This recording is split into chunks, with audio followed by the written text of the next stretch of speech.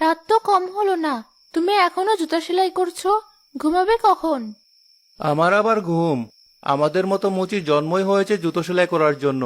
কিন্তু দেখো, এত কষ্ট করে যে দুটো পয়সা পাই, তাতে সংসার চালাতে হিমশিম খেয়ে যাই। এত কষ্ট পেও না তো, আমাদেরও সুদিন আসবে। না, আসবে না। আসার হলে এতদিন তো চলেই আসতো। যাও তুমি, ঘুমিয়ে পড়ো। আমি এই জুতোটা সেলাই করে তবেই ঘুমাবো। সে কি, এই জুতো সেলাই করতে করতে তো ভোর হয়ে যাবে। কি করব বলো? মোড়ল মশাইয়ের আদেশ, কাল সকালের মধ্যেই তাকে তার পছন্দের জুতো সেলাই করে দিতে হবে। এটা পরেই নাকি উনি নতুন জামাইয়ের বাড়িতে যাবেন। পরলোকের কারবার বুঝি না, মোড়ল মশাইয়ের কি আর জুতোর অভাব যে এটাই পরে যেতে হবে? হ্যাঁ, হ্যাঁ, হ্যাঁ। তোমাকে অত বুঝতে হবে না। যাও, ঘুমাও গিয়ে। বেশ, তুমি যখন কথা শুনবেই না, গেলাম আমি ঘুমোতে। আর তুমিও তাড়াতাড়ি কাজ শেষ করে ঘুমোতে এসো। রোকেয়া ঘুমোতে চলে গেল। অন্যদিকে কামাল মন দিয়ে নিজের কাজ করতে লাগলো।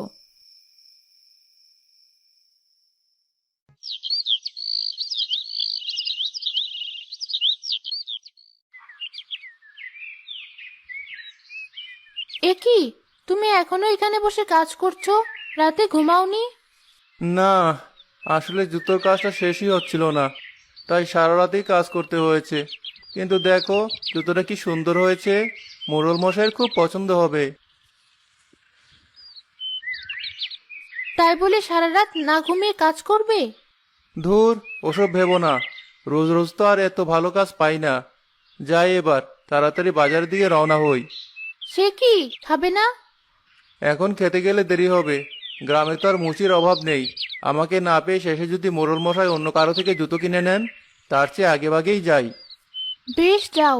আর মোড়ল মশাই যদি টাকা দেয়, তাহলে কিন্তু মনে করে চাল এনো, নইলে কিন্তু আজ আর রান্না হবে না।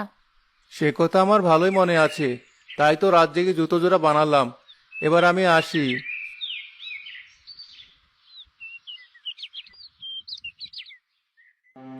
সেই কখন থেকে বসে আছি, কিন্তু কই, এখনো তো মোড়ল মশাই এলো না। আরে আরে, ওই তো মোড়ল মশাই। মোড়ল মশাই, ও মোড়ল মশাই। দিলি তো আমার যাত্রাটা নষ্ট করে। তা এত সকাল সকাল কিসের হাক ডাক? আসলে মোড়ল মশাই, গতকাল আপনি তো বললেন একজোড়া ভালো দেখে জুতা বানিয়ে রাখতে। এই দেখুন, জুতো দুখানা কত সুন্দর হয়েছে। ওটা দিতেই তো আপনাকে ডাকলাম। ও হ্যাঁ, তাই তো তাই তো। কি করব বল দেখি, বয়স তো আর কম হলো না। তাই কাকে কি বলি ঠিক মনে থাকে না। না না মোড়ল মশাই, সমস্যা নেই। কিন্তু দেখা যখন হয়েই গেছে, আপনি বরং জুতো জোড়া এখনই নিয়ে যান। আপনি তো কালকে বললেন এই জুতো জোড়া পরে তবেই নতুন জামাইয়ের বাড়িতে যাবেন। তাই নাকি? কি জানি বাপু, এখন তো মনে পড়ছে না। আসলে কি বলতো, এই যে পায়ের এই জুতো জোড়া কালকেই বড় বৌমা আমায় দিল। দিয়ে বলল এগুলো নাকি তার ভাই বিদেশ থেকে এনেছে। এখন তুই বল, এই জুতোর সাথে তোর এই সস্তার জুতোর কি কোনো তুলনা হয়? মোড়লের কথা শুনে মুহূর্তে কামালের মুখটা ছোট হয়ে গেল। তুই আবার কিছু মনে করিস না বাপ্পু। চলি কামাল, নইলে আবার দেরি হয়ে যাবে। কিন্তু মোড়ল মশাই, এই জুতো জোড়া আমি এখন কি করব? এটা বানাতে তো আমার ভালোই খরচ হয়েছে।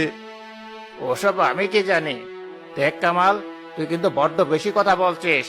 রাস্তা ছাড়, আমাকে যেতে দে। কবে না কবে ওনাকে জুতো বানাতে বলেছি, উনি সেই খরচের হিসাব দিতে এসেছে। তোর ওই জুতো তুই বরং পায়ে পরে বসে থাক। সর সর বলছি।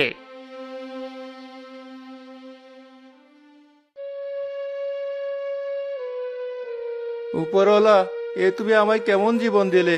মুচি বলে গ্রামের মানুষেরা আমায় সম্মানটুকু করে না, সব সময় দুর্ছাই করে।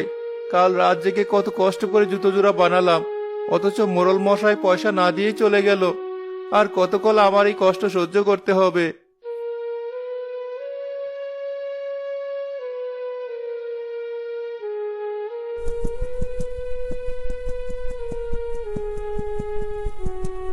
আহারে, লোকটা ওখানে বসে ভাবে কাঁদছে কেন? নিশ্চয় ওর মনে অনেক কষ্ট। না না, আমাকে জানতেই হবে ওর মনে কিসের এত কষ্ট। চাই না আমার এই জুতো।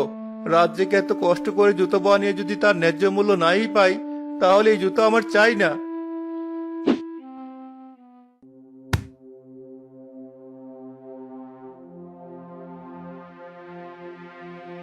এ কি বাবা, কি হয়েছে তোমার? এমন সুন্দর জুতো জোড়া এভাবে ছুঁড়ে ফেলছো কেন? কারণ ওই সুন্দর জুতোর কোনো মূল্য নেই, কেউ দেবে না ওই জুতোর মূল্য। সত্যি করে বলো তো কি হয়েছে তোমার? বুড়িমার প্রশ্নের উত্তরে কামাল কাঁদতে কাঁদতে এক এক করে সব খুলে বলল। আরে, এ তো মোড়ল ভারী অন্যায় করেছে। কেঁদো না বাবা, এভাবে আর কেঁদো না। না কেঁদে কোথায় যাবো বুড়িমা? ঘরে চাল নেই, টাকা নিয়ে না যেতে পারলে আজ যে ঘরে চুলো জ্বলবে না। এভাবে কেন ভাবছো? উপরওয়ালা যা করবেন তা ভালোর জন্যই করবেন।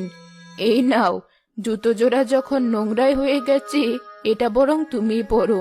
তোমার পায়েও তো জুতো নেই। আমি জুতো পরবো? হ্যাঁ বাবা, তুমিই পরবে। কে বল